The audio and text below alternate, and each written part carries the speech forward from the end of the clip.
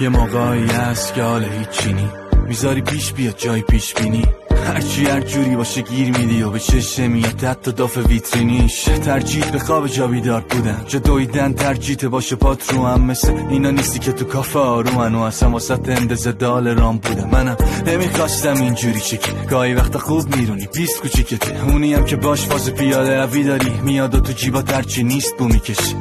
شایدم من سخت میگیرم، شایدم من دست با هرکی میدم، اینه تو اول ببین من چی میگم، بعد اگه حق نبود من نمیگم دیگه. خواستم مثل خودم باشم همین، رو کم کردم تو مرد باشم همین.